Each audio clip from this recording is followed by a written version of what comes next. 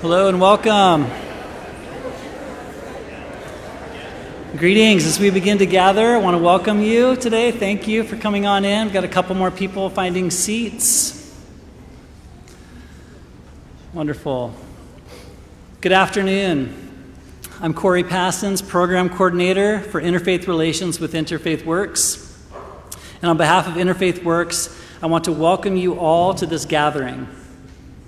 Thank you to Gloria Dei Lutheran Church for hosting today, to the staff who are working this event, to our volunteers, and to our featured contributors in this interfaith celebration of community. You are very appreciated. Next year, Interfaith Works will be celebrating its 50th anniversary.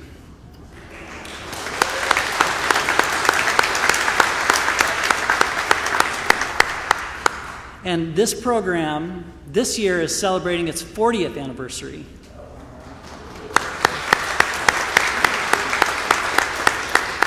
So thanks to all of you who have supported this organization over the decades, and know that we will be celebrating our 50th anniversary with a big bash in the fall next year, so stay tuned for that. It was only 2 years ago that this event changed in name to be Resetting Our Sacred Table. And this change represents a process undertaken by the Program Council of Interfaith Works. The Program Council is a gathering of delegates from the 30-plus diverse faith communities and affiliated organizations of the Interfaith Works membership. In 2021, this body, which advises the interfaith work that we do, entered into a process of discernment around the name of this event, which had historically been designated as a Thanksgiving event. We were becoming more and more aware that the federal holiday of Thanksgiving contains not only positive narratives about collaboration and family, but also narratives about the unhealed trauma of colonization that has been experienced by our regional indigenous neighbors, and how this trauma of colonization lives on today. We were listening and becoming more attuned to these often untold narratives of indigenous peoples and realizing how these stories are also part of the legacy of the holiday of Thanksgiving. We pause to reflect, what does this mean for us? Who are we in the midst of this awareness? Who are we in the midst of these histories? What healing can come, and how are we able to be a part of that healing? It was at this moment that we reached out to the Skokomish Island tribe to ask if they would collaborate with us as we formed a new kind of celebration, a celebration that could hold space for the gifts of community while we seek to deepen our awareness and our appreciation and relationship with our indigenous neighbors and their histories. The Skokomish were willing to journey with us very patiently, and we will forever be grateful to them as they offered us their wisdom and insight at a crucial moment of development in the history of this long-standing community event. This year will be the third year of the event with its new name, and we are thrilled to welcome the Nisqually Indian tribe to share and contribute. And yet we see this event today as the beginning of a collaboration between Interfaith Works and the Nisqually. Oftentimes in our interfaith work, we talk about having projects that we can share together, having work that we can do together as a means of bonding. As part of their 10-year program for healing generational trauma, the Nisqually recently broke ground on the Nisqually Generations Healing Center on Pacific Avenue in Olympia. This facility will be a medically assisted treatment center that will open in 2025 and provide services to both tribal and non-tribal members with an emphasis on opioid use disorder. And this facility, the Generations Healing Center, is located near two facilities that Interfaith Works operates: Sergio's Day Center, which is a daytime resource center to connect people with hygiene services, vital social services like medical and health care, and an overflow shelter during inclement hazardous weather, and Unity Commons, which is a 58-bed low-barrier supportive shelter that prioritizes vulnerable adults experiencing homelessness. Both of these centers are located near where the Nisqually Generations Healing Center will be. And Interfaith Works looks forward to the shared work of support, recovery, and relief from the agony of homelessness and addiction endured by so many in our region. We look forward to being supportive and being neighbors and partners with you in this work. There are links on the back of your program to a resource page on the Interfaith Works website that features videos about the groundbreaking of the Generations Healing Center, as well as other resources about the Nisqually tribe to learn more about their history and current efforts and programs. And I want to note that after the program today, there'll be food and beverages offered out in the gathering space in the entrance. And you're welcome to stay, get to know your neighbors, grab some information provided there about Interfaith Works and what we're doing. So thank you for being here today as we continue the legacy of building community and as we expand our minds and hearts to the work of healing and relationship that's needed in this time more than ever. I'm so happy you're here. Our program today will begin with a land affirmation offered by members of the Nisqually Indian tribe, and I want to welcome Nisqually Councilwoman Jaech Squally, who will be doing the introductions for our land affirmation today.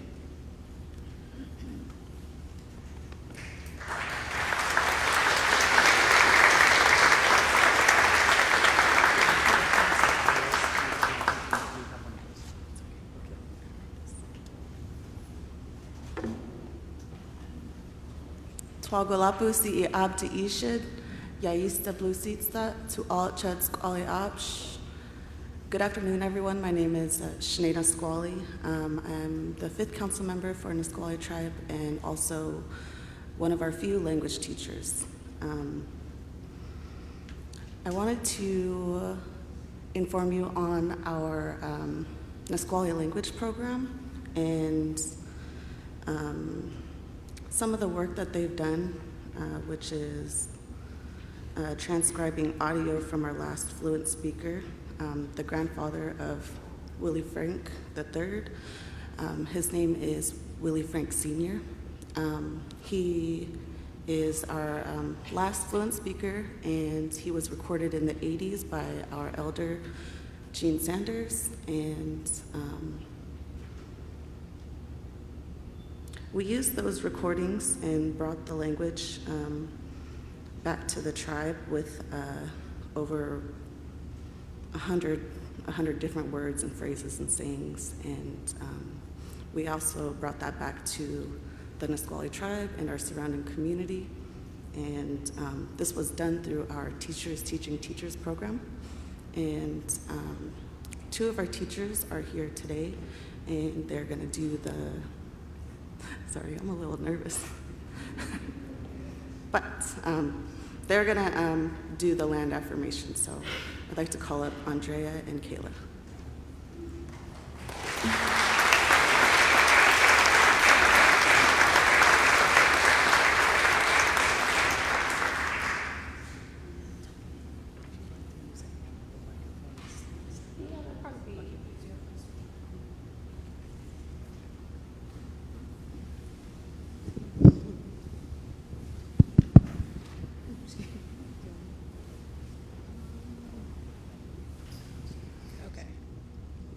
Good morning, my name is Kayla Sparkle, and like Shay said, I am a language teacher for the Nisqually language program. Hello, my name is Andrea Squally, and I also am a language teacher. I work for our language department. Thank you. So I'll be doing the land affirmation in Lashutseed, and then Andrea will read it in English. Osuft chas qui yalab chas twabak stab. We acknowledge our ancestors for everything. Swatiuftati quogwahulch. The land, the water, and the salt water. Ti tacholbu, ticholbu, gwaldzidzgwa, swaktiutad chabedats ti. The animals, the plants, and the trees. Schachchas gwal chachosachas. Our culture and our way of life. Usasil chas twabak tuhak. So chod tis qualiotzi chas. Sas halitis schachas gwaltechech tutis watuftan chas. We have lived here since time immemorial, speaking our language, living our culture, and taking care of our land. Aqui beep, guat dibas, guat absbak, stab. All that we are and everything we have, Says Hwilt, Chas, Twab, T, Tub Shadad, Atadzuf, Shas Hajab Halech. we owe to our warriors of the First Treaty War. That's it.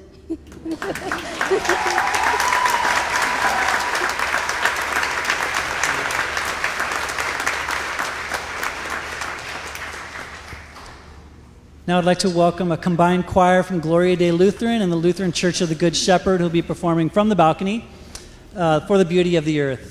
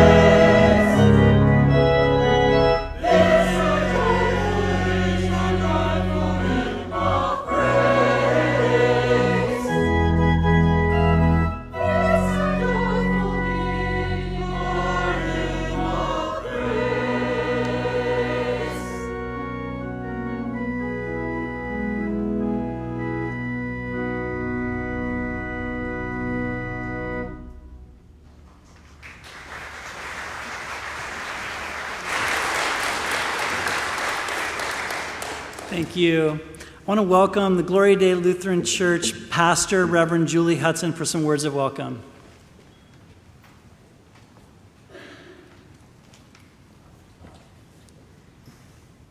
Good afternoon. I am delighted to welcome you into this space and among this community that gathers as Gloria Dei Lutheran Church. We are so glad you are here. I am Pastor Julie Hutson, the really new senior pastor here. So on behalf of our congregation, our leadership, our staff, we hope that you will make yourselves right at home. Couple of housekeeping items. Restrooms are found in the gathering space where you entered, and the exits from this place are behind you. If you have other needs, please look for a person wearing a name tag like this, and we'll be happy to do what we can to assist you. In the beauty and the complexity that is true of diversity, it is also true that there is more than one brand of Lutheran. Gloria Dei is a part of the largest Lutheran denomination in the United States, the Evangelical Lutheran Church in America. In our tradition, we are set aside in geographic boundaries called synods, and we elect a bishop from among us in each of those synods to lead our public witness and in our life together to lead us as congregations and agencies. Here in Southwestern Washington, our current bishop is Jaech, who I am pleased to introduce to you today. Bishop Jaech received his Master of Divinity degree from Christ Seminary Seminex in St. Louis, Missouri, and his Master of Arts degree in Conflict Facilitation and Organizational Change from the Process Work Institute in Portland, Oregon. Prior to being elected bishop, Bishop Jaech organized and served a Lutheran congregation in the Latin American neighborhood of San Francisco. During this time, he was co-leader of the San Francisco Organizing Project, a community involvement coalition of 17 Christian and Jewish congregations, together with 11 San Francisco labor unions. Quite a partnership. From 1987 to 2013, Bishop Jaech was the pastor of Beautiful Savior Lutheran Church in Vancouver, Washington, and a member of the executive committee of the Greater Vancouver Interreligious Organization. He facilitated a 2-year dialogue process with members of the Jewish, Muslim, and Christian communities in Vancouver. In his work as our bishop nationally, he serves on the Israeli-Palestinian Task Force. He currently serves on the Board of Regents of California Lutheran University and is chair of the Pacific Lutheran Theological Seminary Advisory Board in Berkeley, California. He is, needless to say, a busy person. Bishop Jaech, we are thankful for you, for your leadership, and for your presence here today.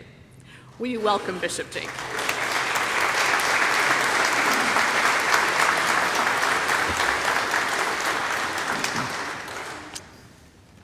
Thank you, Pastor Hutson. And it's a delight for me to be here with you today.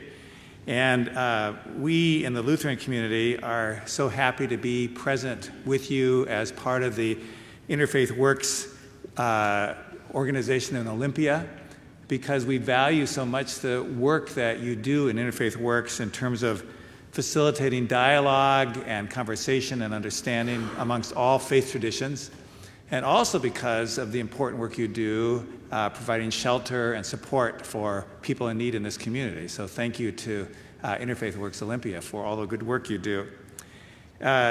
It's a double honor for me to be here today because we are here today together with representatives of the Nisqually tribe and other members of the Native American community here in South Saley Sea area. And so I look forward to this day as an opportunity for me to learn and for me to be deepened in my own path by hearing the stories of your path and being together in that regard. The image of resetting the table is very attractive, very compelling to myself and for those of us in the Lutheran tradition. I would say for all of our faith traditions, the image of being at a table together is a deeply affecting thing. It's an important part of how we envision ourselves. But in the Lutheran Christian tradition, when we look at the scriptures, when we look in particular at the four Gospels in Christian scripture of Matthew, Mark, Luke, and John, you continually see Jesus sitting down at a table together in somebody's house and sharing a meal. And Jesus typically always does two things. When he's at the table with someone sharing a meal, he does two things. One is he makes a clear statement that God welcomes everybody to the table, that we are, in fact, all, regardless of what path we walk or what tradition we are in, we are all part of God's holy family, and therefore there's a place for everyone at the table.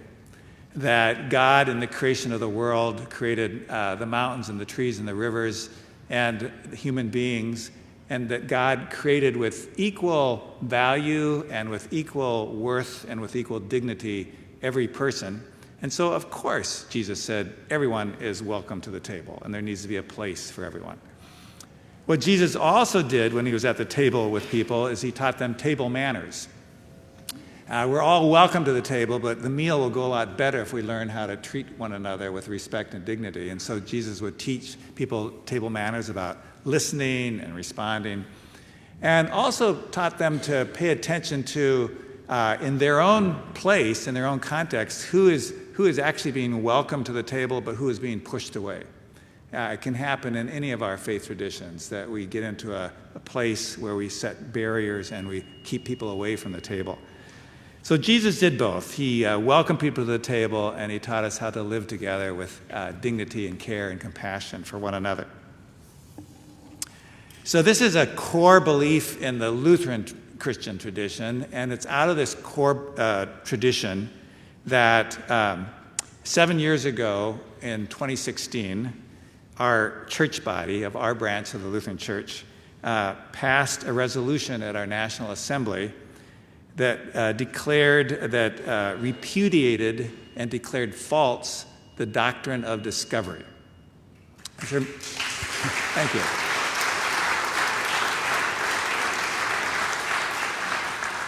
There are some links, I think, in your folder today to those documents by the ELCA, the repudiation of the doctrine of discovery. But in summary, a lot of you already know this, but in summary is that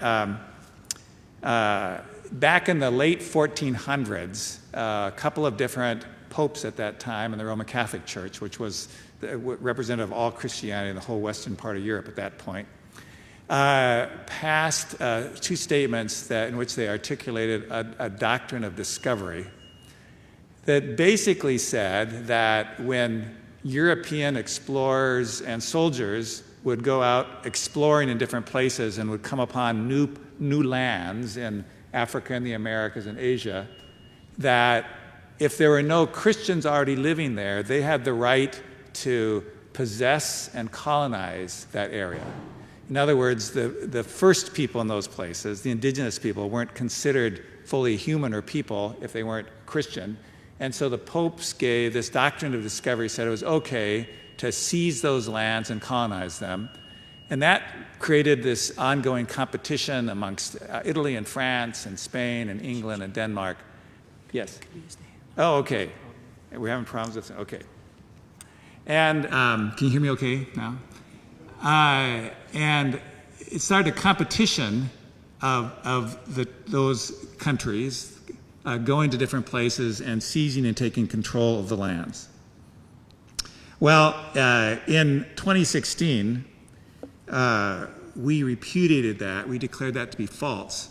By that time, the doctrine of discovery had become part of the legal framework here in the United States, because in 1823, the United States Supreme Court actually used that document, that doctrine, to substantiate a ruling they were taking at the time. So it had become part of U.S. law at that point. We repudiated that in 2016, and interestingly enough, earlier this year in March of 2023, the Roman Catholic Church, also under the leadership of Pope Francis, also repudiated that doctrine of discovery and said that it was false teaching.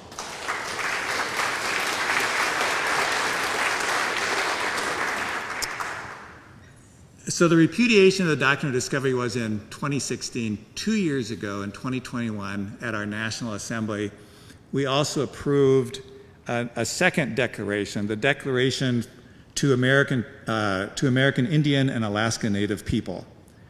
And in this declaration, we said, for us to just say that a document 500 years old was bad, that's not enough. If we're going to be in true community with Native American people, it's going to show up in how we live our life in concrete ways each day of the week. And so this declaration to Native Indian people was, first of all, a confession. It was a confession of our own sins as the Lutheran community, because we have benefited, by and large, the Lutheran Church benefited from this program of colonization. When Lutheran immigrants would move from Northern Europe to New York, to Minnesota, to the Dakotas, to Washington State, they benefited from the earlier colonization and the seizure of land. As we acknowledge, when we do an acknowledgement of the land that we're in, we live on stolen land. And the Lutheran Church and its immigrants benefited from that as well. So the declaration begins with a confession of the past, but also a statement of commitment that we will learn from Native American leaders, that we will work with the communities, that together we will work to address the injustice and the trauma that has existed for centuries in our land. Here, let me just say a couple more words, a few words about how that actually plays out in the Lutheran community. I know that, and all of you are active in different kinds of ways, but in the Lutheran community, in our synod, in our district, which is comprised of 83 congregations, we have formed a Native American work team that addresses this area. The purpose of the Native American work team is to seek greater understanding and to engage in deeper collaboration with Native American neighbors. So one of the members of our work team is Mr. Mark Kremen from the Skokomish tribe, who in just a few minutes will offer a prayer for us. Other members of different tribes are part of our work team, as well as those of us who are not Native American. And we work together. For example, attention has been shown to the issue of the trauma and the abuse that happened to Native American children when they were forced to go to boarding schools. Two of the members of our work team, Deacon Bonnie Sanchez, who is part of the Squaxin Island tribe, and Reverend Linda Smith, who is a part of the Tulalip tribe, they were personally affected by the trauma of boarding schools because both of their mothers were forcibly sent there when their mothers were just very young age. And I was just talking to Bonnie this past week, and she's talked about how the trauma of the boarding schools becomes cross-generational. That when her mother, at a very young age, went there, first of all, her mother had never had the chance to receive real mothering from her own mother. And then when she was at the boarding school, there was no really good examples of people who were good mothers or fathers there. And she literally grew up without receiving mothering care. And so she admits that when she herself became a mother for the first time, she didn't know how to be a mother because she had never received that mothering. And so both Bonnie and Linda were abandoned by their mothers, who felt just overwhelmed at being a mother. They were given to the care of relatives who cared very well for them, but they had to come through that trauma. And so the issue of the boarding schools is not just the issue, it is a personal experience, and it's the experience of trauma and abuse and tragedy. And so that is one of the issues that our work team addresses. Our work team also addresses the reality of missing and murdered Indigenous women, girls, and relatives. That is a factor. In fact, one of our work team members has a cousin who disappeared a number of years ago and has never been discovered, has never been found. And so once again, these are issues that play out in people's life. That's a brief description of some of the work that we're doing in the Lutheran community. And above all, we realize that we will benefit and we will gain so much by also learning from the Native American communities in our midst. And so that's part of my pleasure, part of my joy in being here today, is to hear from leaders today, particularly from the Nisqually tribe, that we can learn together and affirm again that we indeed are sitting at the table together. that we are all part of God's holy family, that God welcomes us, but then God also teaches us how to bring that community, how to bring that justice, how to bring that joy to everybody in our community. And so we do that today, and I appreciate, again, Interfaith Works and all that you are doing in the Olympia area to help make this happen. So thank you for the chance to be with you today to celebrate this, and I look forward to learning as the day goes on. So I think now it's time for Mark to offer a prayer.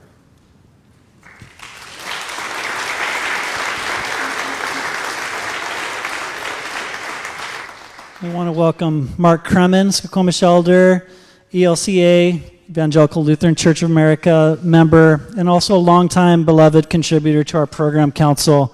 And Mark will be offering an opening prayer for us today.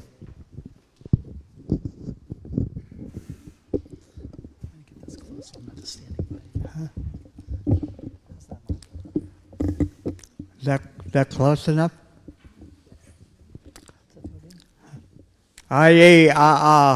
Hickabad chest. Achirstabawa, Mark Kremen. Would all people stand?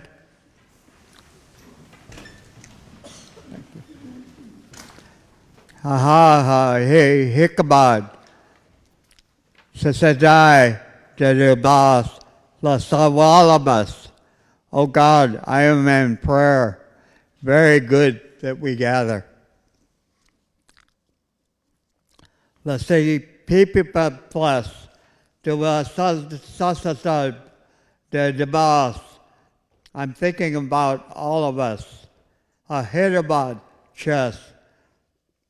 A Sahaleo, Saleo, Salawelabas. As we go together.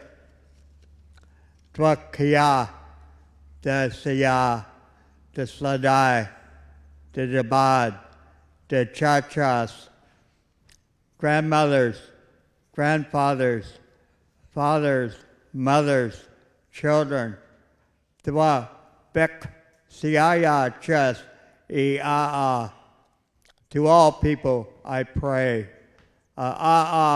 Baskas. I pray for our time. The Dios de Alasabad de Alas. To all of us, heal us. Alusadabad chit stielas. Stand by us.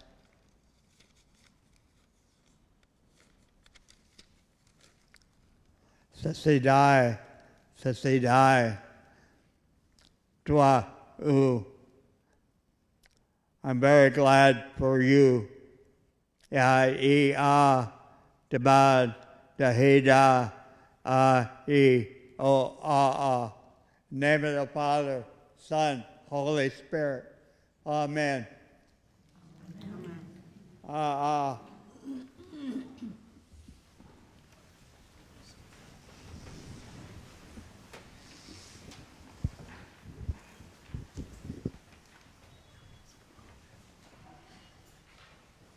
Thank you, Mark.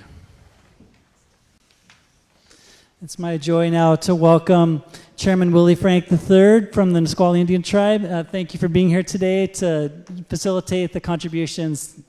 Appreciate you being here.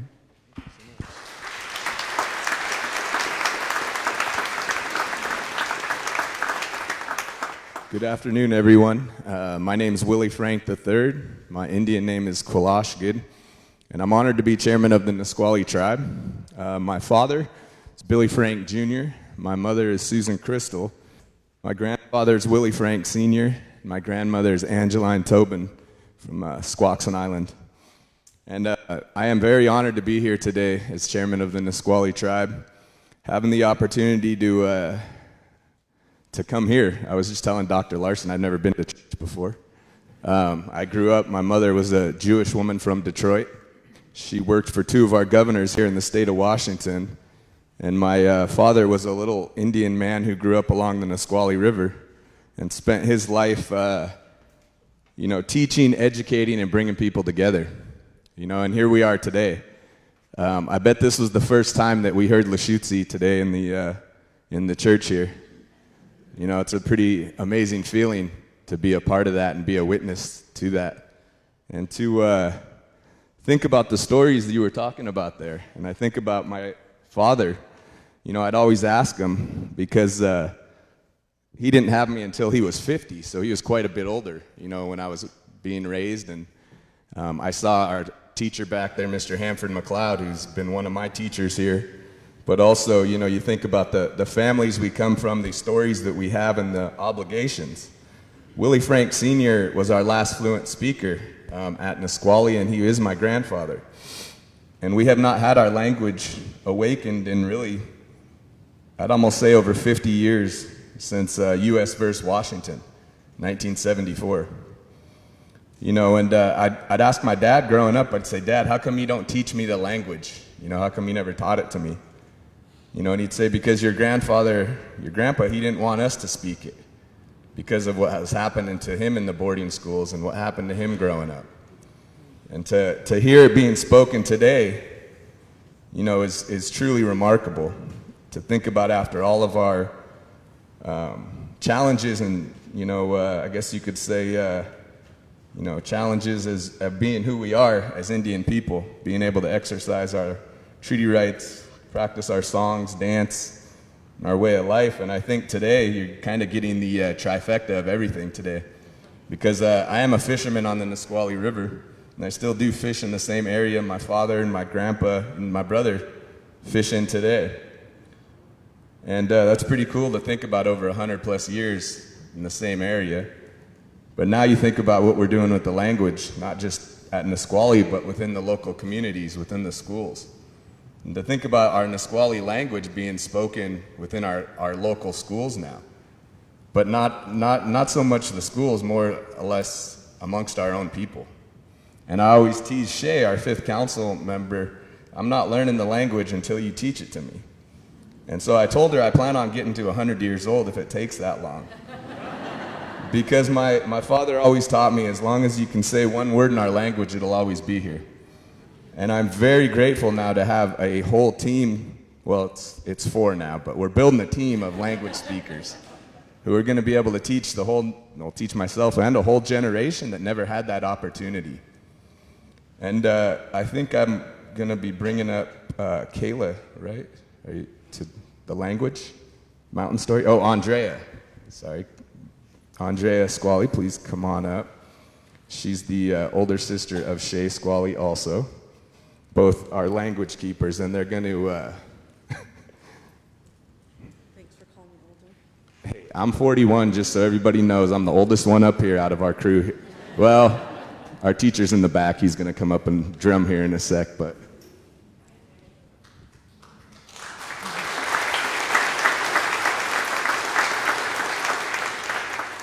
So the story we're going to share with you all is a mountain story.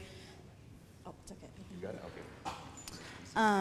And it was told by Willie Frank Sr., and so we're going to share that here with you. I'll share the Lishutit and Kayla will do the English. Al Kuri tu ha gueso atich talbuth squa qua touch lichak. A long time ago, 2 or 3 million years ago, the Olympic Mountains on the west were women. Gwel luchachira si tequopad, gwela gwich si tequopad, twalti badajo squatach. And they were crowded, and one mountain was being split away. And then this woman searched for a place to live toward the Cascade Range. Gwela zahira twalti badajo squatach, gwela al suquebada, sigwad, gwela sugwich holgwat. And then they moved to the Cascade Range, and they prepared an area on the horizon, and they were moving. Al kwidi tu hawk so atich salbu holgwa atich butter gwela seda ti butters tequotma hui quads tequotma. Long ago, they were people, and she had a son, and she told her son to quotma. That means to not forget the water, to bring it with us. Hai gwel tu gwich up holgwa twalti badajo squatach. And they moved to the Cascade Range. Dithlab staa ti tequopa tequotma gwela dithlab Puista Tequotma.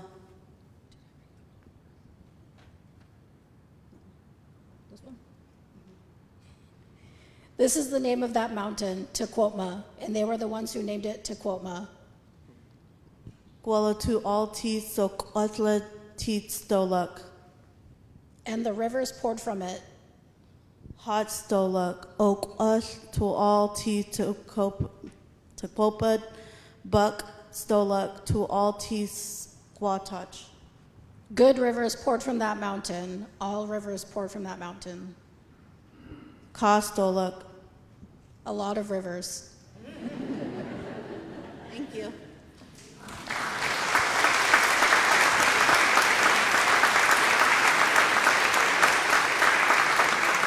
Okay. Wow, thank you, ladies. That was the first time that I've heard that before, where they did it in English and Lashutsi, so that was really an honor today. I know that some of our ladies here are diehard Seahawks fans also, and so if they get up in the middle and leave, no hard feelings, all right? We thank them for coming on this beautiful Sunday also. But I want to thank our staff who came also, Justine, Nancy, Dr. Larson. Thank you guys all for coming today. And at this time, I want to call up Hanford McLeod. He's going to say a few words, and I believe he's going to sing a few songs here for you. I see he's got his drum with him. And so, yeah. Oh, are you going to drum in?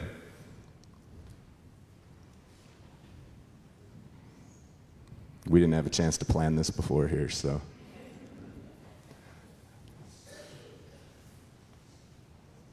But yeah, it's a beautiful day here, and thank you guys for giving us this time. You know, we hope that we can continue the, partnership, the relationship, and the continued, really getting a chance to learn about each other and how we really connect and, everything we do weaves together as our community, our tribes here in the state of Washington.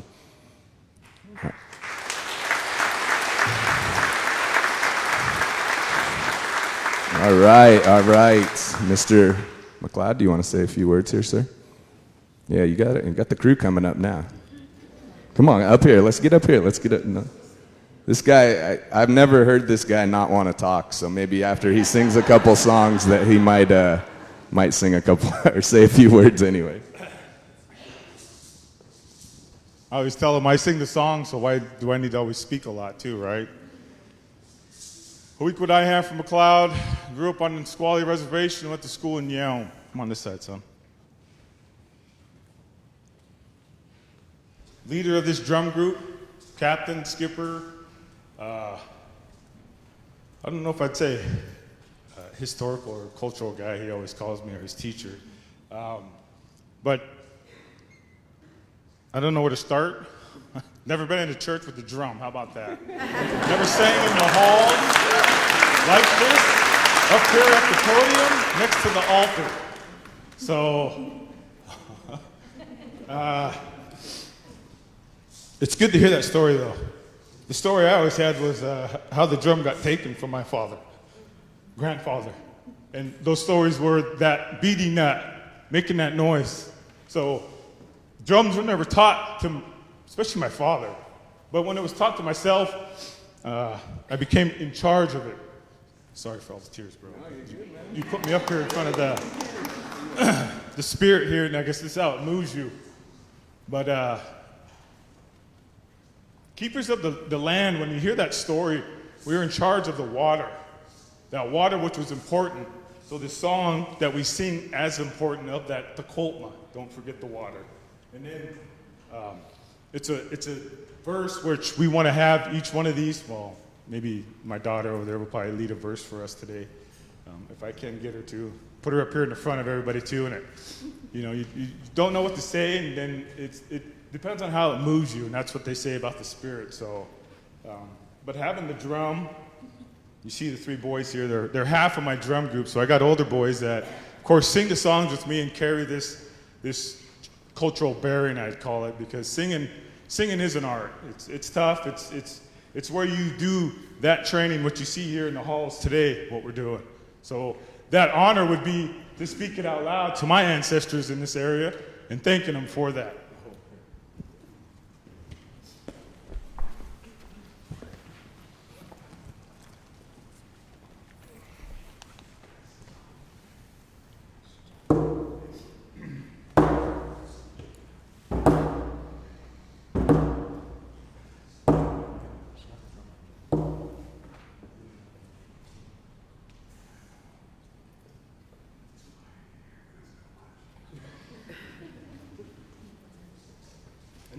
they're new to the singing out in front of us, so I always tell them it's a training. Where I go, I do a lot of the speaking and the singing, so I always have them up front with me, with the kids. So here we go.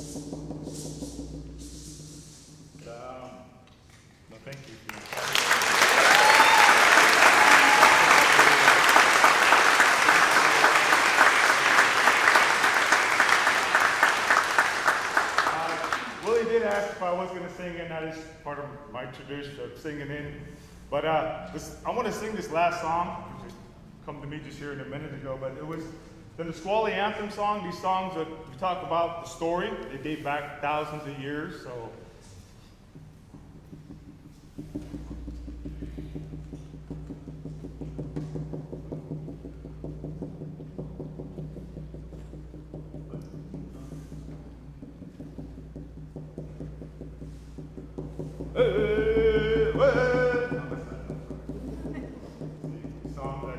That was an actual prayer song.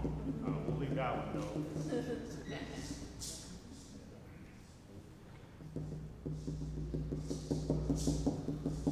Oh,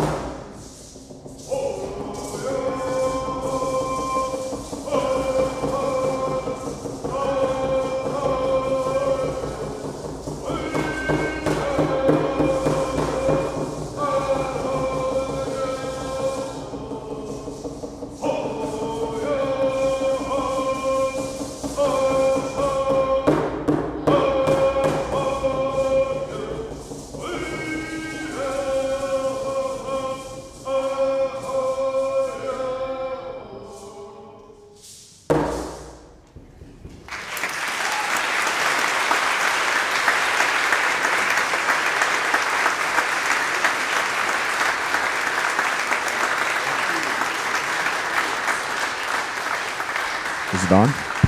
Yeah. All right. Well, I have a few more comments and just a few more updates for folks. So February of 2024, we have the U.S. versus Washington, 50th anniversary of the Bolt decision. And if you think about the times we're in right now, a lot of the work that we're doing is because of the Bolt decision of U.S. versus Washington, working with the schools, working with the different, jurisdictions, the municipalities on government training, on just educating folks about really who we are as Nisqually people, but also just the work that needs to be done as we move forward here in 2023. And then, actually, we also have the 50th anniversary of the Billy Frank Jr. Nisqually Wildlife Refuge, and that'll also be next year also. So that'll be a great celebration. And then in 2025, early 2025, Fifth Councilwoman Squally and I were just in Mobile, Alabama at the a big U.S. Navy ceremony. And it was called the Keel, Laying the Keel ceremony, the U.S. Navy. And they are naming a ship after my father, Billy Frank Jr.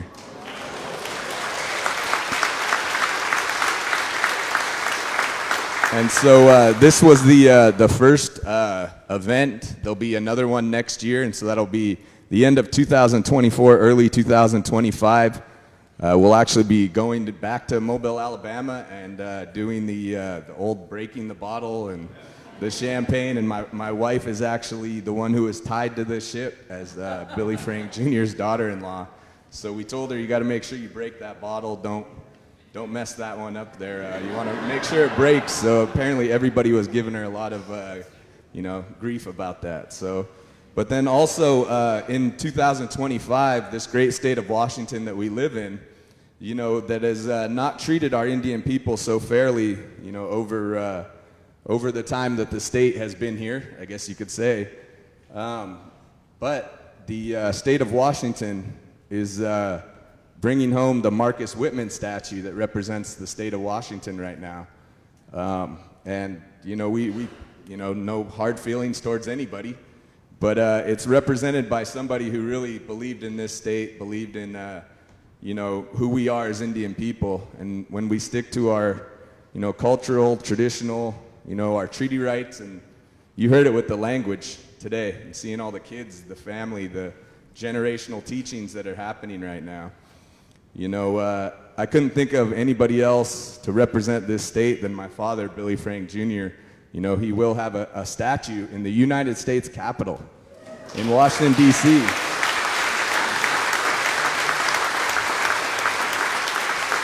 That'll be pretty cool, because what I tell people is that, our Lushootseed language will be on that statue. And so it's pretty cool, right? Anybody who's been back to Washington, D.C. and has been in the Capitol, they still depict us as savages, as Indian people. The old paintings and everything that was, I guess you could say, drawn into it.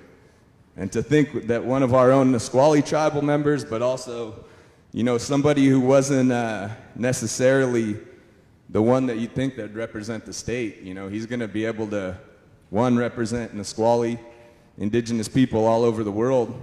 But, what he always wanted us to do was to tell our story. And that's what we're all up here doing as a younger, tribal membership, tribal leadership, and then the staff and the team that we have around us. And so that is 2025, and you guys are all invited to that. We don't know what the party looks like, but it's going to be a hell of a party in Washington, D.C.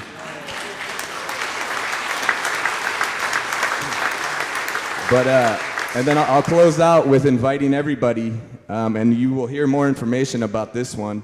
In the Nisqually tribe, we're hosting the 2026 canoe journey. And Shay and Hanford and the whole team up here can answer any questions on that too. Because I know Shay points the questions to me all the time, but I'm going to put it back on her now that this is the canoe, Hanford talked about being that skipper, of the canoe family. And that doesn't mean you're the chairman of the tribe. You're the skipper of our canoe family. You're the boss of getting us from one shore to another. and making sure that we're telling the story the right way and assuring that everybody who, hears Nisqually, when they hear Nisqually, you see that sense of pride. And I've had the opportunity to watch Jaech really my whole life in politics, and my wife actually in 2005, the first year we got together, she coached Jaech in basketball. Jaech was, I think, a 7th grader. And so it's funny now to see this next generation of leaders coming up. And Hanford and I, we're first cousins. Even though he is quite a bit older than me, I'm going to say that. But, you think back to seeing now Shay's a councilwoman, a language keeper, Kayla, Andrea. I couldn't, I don't think I'd be able to be the chairman right now if it wasn't for the language program and the work that you guys are doing. Not just amongst our community, but within this state of Washington. Hearing our language spoken in the church today, that was pretty beautiful today. You saw Hanford, he got really emotional today. Because we are going through a kind of a tough time right now. And I think back to my dad a lot during this time. Because everybody asked, I said, well, was your dad kind of what we saw? He was always smiling and laughing. And I said, yeah, he was. Every day, he was never angry and bitter. And he had every right to be angry and bitter every day of his life if he wanted to, by the way he was treated by the state of Washington, the federal government, his own people, the game wardens who were beating the heck out, not just him, but all of our Indian people. And I think about where we are today, and we're all witnesses to this time right now that we're in. And I thank you guys so much for giving us this opportunity to tell our story a little bit today, and we hope we can come back in the near future too. Thank you.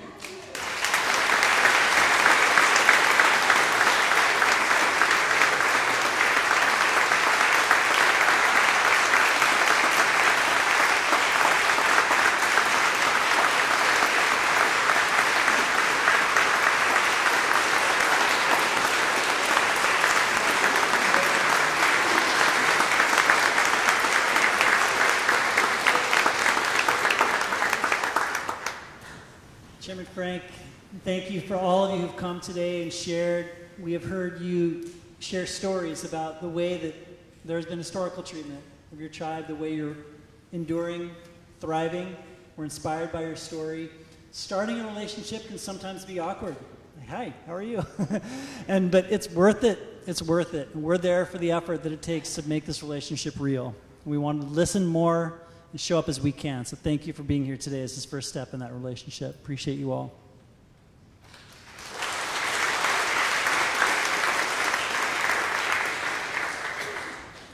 I want to welcome a long-standing contributor to this event, the Aldia Handbell Ensemble, and we'll have an introduction to the piece today from their director, Leah Wilson.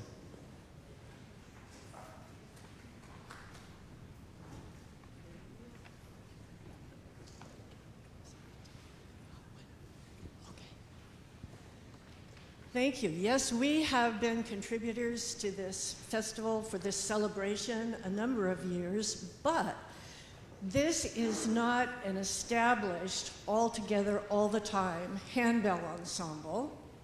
This group represents 5 different congregations, and we have come together for the first time today for this event.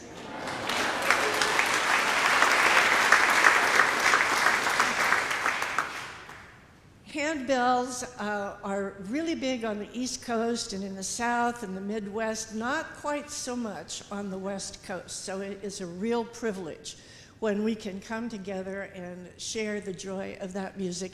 And our piece today is called Help Us Accept Each Other. It's an acknowledgement that sometimes we need help to do that. And it's encouraging us to love our neighbors, to embrace our diversity as human beings, to accept each other as we are or as we may become.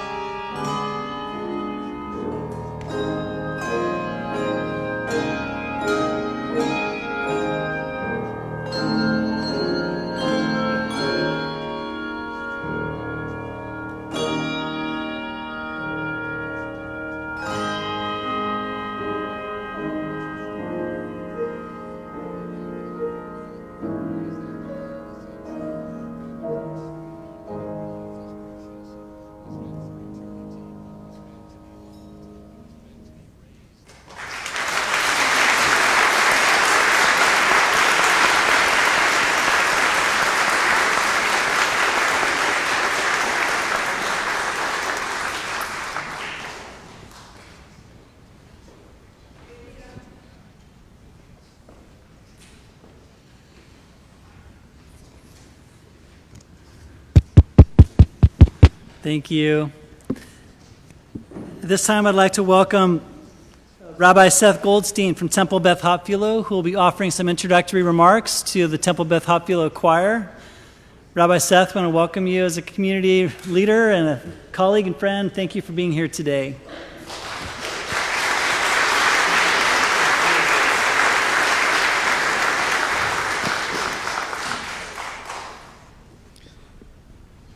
Nicer than I have at the temple. More solid. Well, it's a deep honor and a joy to be here this afternoon and to join these words and this music to this day of tikkun, this day of repair. May all of the voices, the drums, the bells, the guitar join together this afternoon in transformation. The piece that our choir is about to sing, Va'ani Tefilati, is taken from the morning liturgy in the Jewish tradition. It's one of the first prayers that we recite and serves in communal worship as a means to bless the physical space that we are in, and it prepares ourselves for the holy work of the prayer service. Prior to becoming liturgy, though, these words were scripture. Indeed, the prayer itself is not composed, but it's a compilation of several biblical verses woven together by the ancient rabbis. The first verse of this composition is from Psalm 69, verse 14, and it's translated as for me, may my prayer come to you, Eternal One, at a favorable moment. O God, in your abundant faithfulness, answer me with your sure deliverance. It is a petition that the prayer that is to come, that it be received, timely, worthy, and especially answered. It is a hope that our prayer be an inspiration for redemption. The Hebrew, though, is interesting. The phrase in the Hebrew for as for me, may my prayer come to you, is Va'ani Tefilati Lacha. And in reflecting on this, the composer of this musical setting, Rabbi Josh Wosharsky, offers the following interpretation: that the words Va'ani Tefilati can be differently translated, or more loosely translated as, rather than may my prayer come to you, but and I am a prayer to you. So what does it mean, he writes, for each one of us to literally be a prayer? How can we serve as a source of hope, a source of gratitude, a source of love to ourselves and to those around us? Amen to that. For the best of our prayers are the ones that lead to action.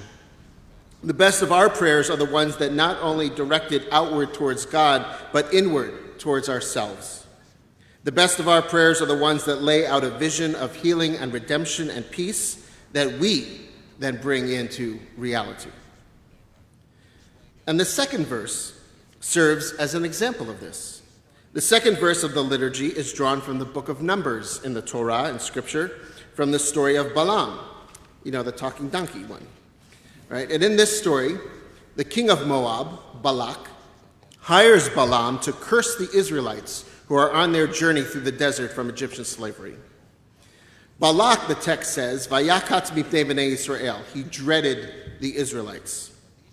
But when Balaam looks out upon the Israelite encampment, he is so overcome that he is unable to curse the people, but he blesses them instead, using the words of the prayer, Ma tovu ohalecha Yaakov mishkanotecha Yisrael. How fine are your tents, O Jacob, your dwelling places, O Israel. And we include these words in our liturgy because we are blessing our own tents, our own sanctuaries and gathering places.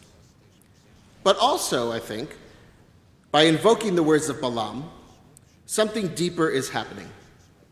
In this moment, Balaam becomes our teacher, for he serves as an example of one who is able to transform curse into blessing, one who is able to overcome bias and hatred and see the humanity of the other, one who turns evil intent into righteous action.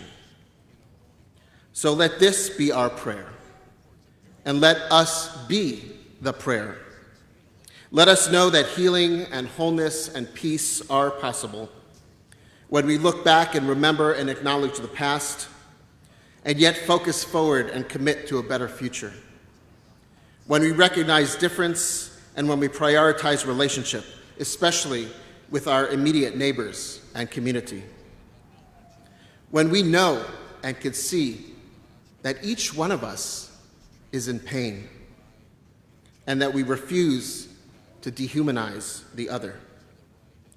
And that when we remember that each one of us is deserving of blessing and that each one of us can be that blessing for each other.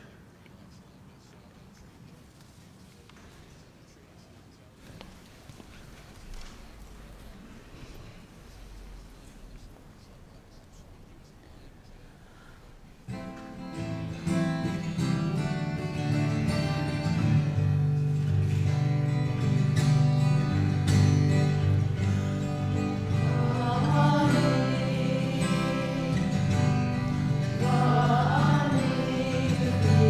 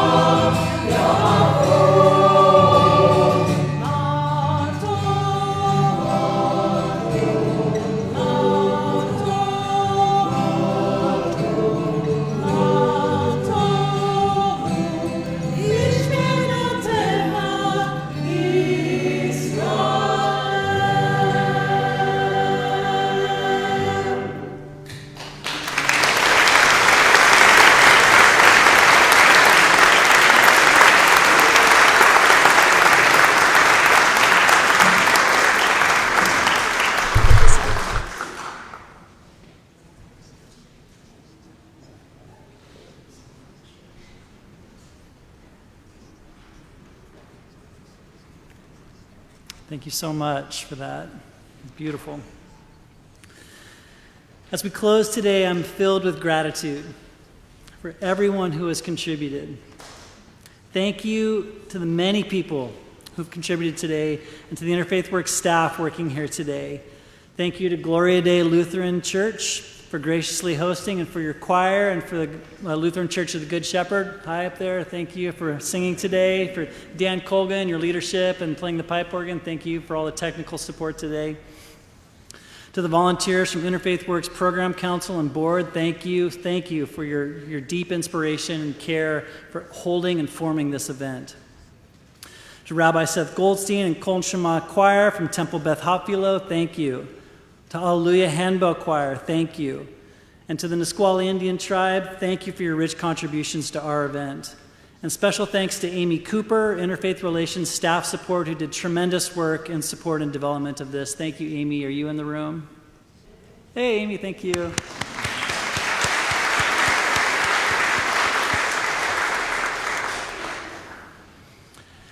And thanks to all of you who show up in your respective communities. Thank you that you chose to show up here today. On behalf of Interfaith Works, we are so grateful for your presence and your energy and your support. As we close, I want to offer you a gift that's ubiquitous across all the religious traditions, the gift of pausing. I want to ask us to pause for a moment and ask, where in this program today did you feel your heart moved? Were you inspired by song? Is there a creative spirit waiting to come forth?